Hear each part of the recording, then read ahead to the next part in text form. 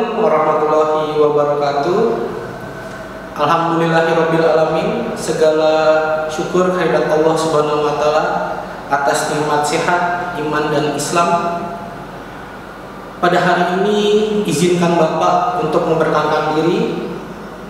Bapak bernama Riki Iriansa, Bapak guru sosiologi kelas 10. Selain sebagai guru, Bapak juga membantu wakil kepala sekolah bidang keiswaan. Karena tak kenal maka tak sayang, Bapak yakin pelajaran sosiologi ini adalah pelajaran atau materi baru yang kalian akan kenal di jenjang SMA. Banyak hal yang akan kita pelajari tentang sosiologi. Sebelum kita memulai pelajaran hari ini, Bapak berharap kalian semua dalam keadaan sehat walafiat. Walaupun kita tidak bisa bertatap muka langsung, setidaknya video ini mewakili perkenalan kita. Suatu waktu mungkin kita belum bisa datang ke sekolah, jika kalian melihat Bapak di jalan atau dimanapun bisa menegur Bapak. Baiklah, untuk memulai materi hari ini, Bapak persilakan kalian untuk menyiapkan buku catatan dan alat tulis yang akan kalian gunakan. Baik, ketika kalian sudah menyiapkannya, mari sama-sama kita memulai pelajaran hari ini. Sosiologi. Pasti banyak kalian bertanya-tanya, apakah itu sosiologi? Sosiologi mempelajari tentang keadaan atau berkehidupan dalam masyarakat. Di sini ada poin sosiologi, ilmu yang mempelajari tentang masyarakat. Bisa dibilang sosiologi adalah ilmu yang mempelajari tentang kehidupan sehari-hari yang lekat atau dekat dengan kita, di mana sekelilingnya kita sudah mempraktekkan ilmu sosiologi. Perilaku masyarakat. Perilaku masyarakat adalah kita mengamati, memahami perilaku-perilaku yang terjadi dalam masyarakat. Contohnya, mungkin bisa kalian catat, yaitu mungkin gotong royong, di mana di dalamnya ada perilaku kebersamaan, saling membantu, saling tolong menolong. Mengapa ada pelajaran sosiologi? Sebagai makhluk sosial, kita membutuhkan bantuan orang lain, butuh tangan orang lain untuk membantu kita. Yang ketiga adalah perilaku sosial masyarakat. Perilaku sosial, saling membantu, saling membutuhkan. Sebagai makhluk sosial, kembali Bapak jelaskan, kita membutuhkan bantuan orang lain. Contoh yang paling konkret adalah mungkin ada suatu pelajaran kalian, contoh misalnya pelajaran matematika, kalian membutuhkan atau diberikan tugas kepada dari guru untuk kerja kelompok. Nah, di mana di situ kalian akan bekerja sama, proses sosial yang kita lakukan. Silakan dicatat apa yang Bapak sampaikan hari ini atau detik ini untuk kalian pahami. Kita berlanjut kepada sosiologi. Itu berasal dari dua kata. Yang pertama adalah sosius dan logos. Sosius dan logos. Sosius berasal dari bahasa Latin yang artinya adalah teman. Sedangkan logos adalah berasal dari bahasa Yunani yang artinya adalah kata, perkataan, pembicaraan. Dan secara harfiah, sosiologi berarti berbicara mengenai masyarakat. Kembali kepada poin yang di sini, kita berbicara tentang masyarakat. Ya, jadi di sini disebutkan juga sebagai adanya interaksi sosial. Apa sih interaksi sosial itu? Adanya hubungan timbal balik antara seseorang dengan orang lain. Interaksi sosial membutuhkan teman bicara, membutuhkan teman untuk melakukan hal-hal sosial. Kembali, sebelum Bapak lanjut lagi, ingat, sosiologi berasal dari kata sosios dan logos yang artinya teman, logos yang artinya kata, perkataan, pembicaraan. Ingat, berarti di dalamnya ada interaksi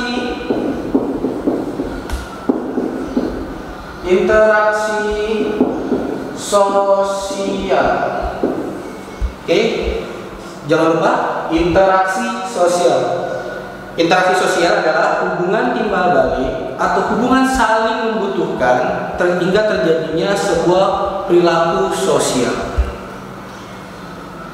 Apabila kalian sudah memahami sampai di sini ataupun ada yang belum, silakan dicatat, nanti bisa ditanyakan melalui classroom. Lanjut kepada materi selanjutnya. Sebelum Bapak lanjut ke materi selanjutnya, izinkan Bapak dulu untuk menghapus, ya.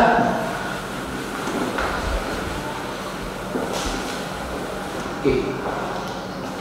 Saya yakin atau Bapak yakin kalian setiap hari sudah melakukan yang namanya proses interaksi sosial atau sudah mempelajari ilmu sosiologi. Ambil contoh yang tadi interaksi sosial.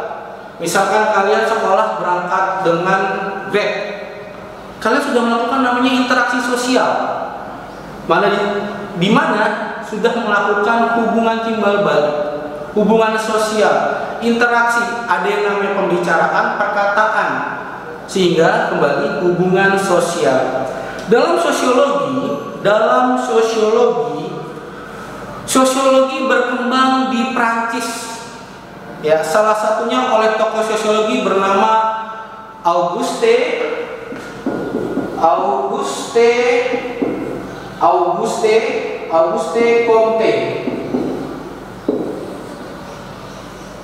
Auguste Comte disebut juga sebagai bapak sosiologi. Kenapa disebut sebagai bapak sosiologi? Karena beliau yang mengembangkan ilmu sosiologi. Berawal dari keresahan beliau pada saat revolusi industri di Prancis dan di Inggris, bagaimana dia menyamakan kesejahteraan atau kesamarataan dalam sosial, sehingga timbullah ilmu sosiologi. Makanya beliau disebut sebagai bapak sosiologi. Bapak ulang, berkembang di Prancis abad ke-18, mulai dari keresahan beliau tentang kesamarataan dan kesejahteraan, sehingga terciptalah ilmu sosiologi. Dalam perjalanan dia membentuk atau membuat sebuah ilmu sosiologi, berawal dari kehidupan sehari-hari beliau melihat sebuah kesenjangan sosial pada saat revolusi industri di abad ke-18. Timbullah di dalam ilmu sosiologi tersebut, ya, ada yang namanya hakikat sosiologi.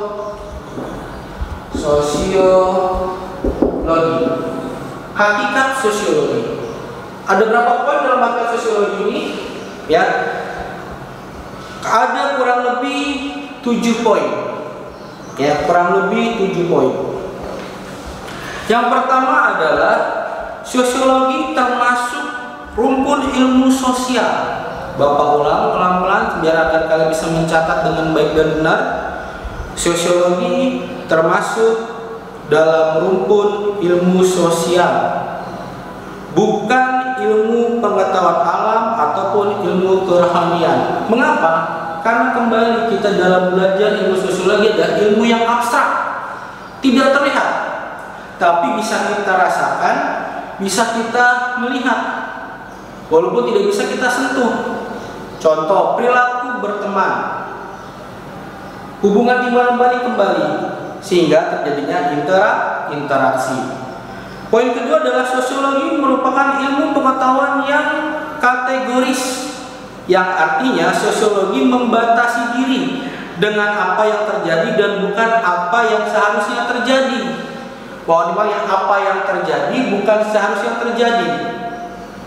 Ya, apa yang terjadi saat ini itu yang dipelajari, bukan yang seharusnya terjadi. Kalau seharusnya terjadi, misalkan hari ini harus belajar, itu adalah proses pembelajaran. Kalau yang terjadi, ya kita belajar. Hari ini kita belajar apa sih? Itu yang kita analisis, itu yang kita pelajari. Terjadinya apa, interaksinya apa yang terjadi? Misalkan di sebuah pasar, tawar menawar, jual beli, itu yang kita pelajari. Poin ketiga adalah sosiologi merupakan ilmu pengetahuan murni atau pure science, ya, bukan ilmu rekayasa atau ilmu yang dibuat-buat, atau bukan kejadian yang rekayasa atau kejadian yang dibuat-buat. Poin keempat adalah sosiologi merupakan ilmu pengetahuan yang abstrak tadi, yang Bapak bilang. Jadi tidak dibuat-buat, real, ada apa adanya, itu yang kita pelajari. Contoh misalkan, mengapa terjadi kasus tawuran antar pelajar? Apa penyebabnya? Penyebabnya satu, mungkin menongkrong, saling ejek, atau terjadinya penghinaan terhadap sekolah lain atau lain. Itu yang kita pelajari, prosesnya mengapa terjadi tawuran. Poin ke-5 adalah sosiologi bertujuan untuk menghasilkan pengertian-pengertian pada pola umum.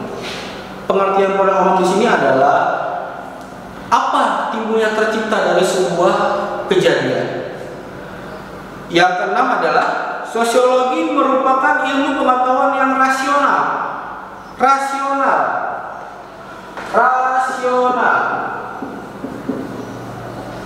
Rasional di sini adalah bisa diterima dengan akal dan pikiran, atau bisa menjadi sebuah pemikiran rasional, ya, bukan fiktif atau diada-adakan atau direkayasa. Poin terakhir, poin ke-7, sosiologi termasuk ilmu pengetahuan umum, bukan ilmu pengetahuan khusus. Ilmu pengetahuan umum adalah ilmu yang bisa dipelajari secara umum, banyak didapatkan pelajaran-pelajaran dari kehidupan sehari-hari. Contoh, mungkin kalau di dalam pelajaran matematika ada namanya rumus, di fisika ada namanya rumus, kimia rumus. Tapi kalau sosiologi umum mempelajari secara langsung, tidak melalui proses yang terlalu sulit untuk dipahami. Selain dengan hakikat sosiologi, ada juga yang namanya, izinkan Bapak dulu untuk menghapus. Kita masuk ke dalam ciri-ciri sosiologi. Ini penting untuk kalian pahami. Mengapa penting? Selain hakikat sosiologi tadi, ternyata sosiologi juga punya ciri-ciri seperti manusia. Manusia punya hidung, punya mata, punya mulut dan telinga. Ternyata sosiologi juga mempunyai ciri-ciri. Apa guna ciri-ciri ini? Untuk kalian lebih memahami. Yang pertama, sosiologi mempunyai ciri-ciri. Sosiologi bersifat empiris. Bapak ulang, silakan dicatat. Sosiologi bersifat empiris. Jika nanti kalian sudah punya buku paket yang kalian beli atau yang bisa kalian ambil di sekolah nanti, ketika kalian sudah melunasi uang buku, itu ada di halaman 5. Di bab 1 halaman 5, berdampingan hakikat sosiologi dan ciri-ciri sosiologi. Ciri sosiologi tadi sudah satu Bapak sebutkan, bersifat empiris, yaitu berdasarkan atau pada pengamatan observasi. Apa itu observasi? Pengamatan secara langsung. Jadi kita bisa terjun langsung melihat apa yang terjadi, bukan yang seharusnya terjadi, lihat apa yang sedang terjadi. Yang kedua adalah sosiologi bersifat teoritis. Teori. Artinya sosiologi selalu berusaha untuk menyusun kesimpulan dari hasil-hasil pengamatan tadi atau observasi tadi untuk menghasilkan teori keilmuan, atau menemukan teori baru, atau menemukan gejala baru dalam kehidupan bermasyarakat. Contoh, masyarakat pedesaan cenderung bekerja sebagai petani, beda dengan masyarakat perkotaan yang bekerjanya pada perkantoran. Poin terakhir, jadi dalam ciri-ciri sosiologi, ada 2 poin lagi. Yang ketiga adalah sosiologi bersifat kumulatif, yang artinya teori dalam sosiologi dibentuk atas dasar teori-teori yang sudah ada sebelumnya, kemudian diperbaiki, diperluas, dan diperdalam. poin terakhir, sosiologi bersifat non-etis. Artinya sosiologi tidak mempersoalkan baik buruknya sebuah fakta atau kejadian, tapi lebih pada menjelaskan fakta tersebut secara analisis dan apa adanya. Kurang lebih seperti itu ciri-ciri sosiologi yang mungkin ketika pandemi ini sudah selesai, kita bisa bertatap muka, kita akan melakukan yang namanya praktek lapangan. Karena kembali, sosiologi adalah ilmu yang mempelajari tentang masyarakat, tentang kehidupan bermasyarakat. Mudah-mudahan sampai di sini kalian bisa memahami ya, walaupun Bapak yakin alangkah lebih enaknya kita bisa bertemu di ruang kelas, membahas banyak masalah hal-hal sosiologi. Tapi ini adalah salah satu sarana kalian untuk bisa memahami sosiologi ketika mungkin kita belum bisa bertatap muka. Bapak hanya menambahkan sedikit, ingat sosiologi, ilmu tentang belajar masyarakat, mempunyai hubungan dalamnya. Di dalamnya punya hubungan yang disebut dengan interaksi sosial, karena di dalamnya berarti memiliki sebuah kebersamaan dan kebiasaan. Sekiranya sampai di sini dulu materi sosiologi yang Bapak sampaikan. Mudah-mudahan di pertemuan kedua kita bisa banyak membahas tentang sosiologi. Terima kasih. Wassalamualaikum warahmatullahi wabarakatuh.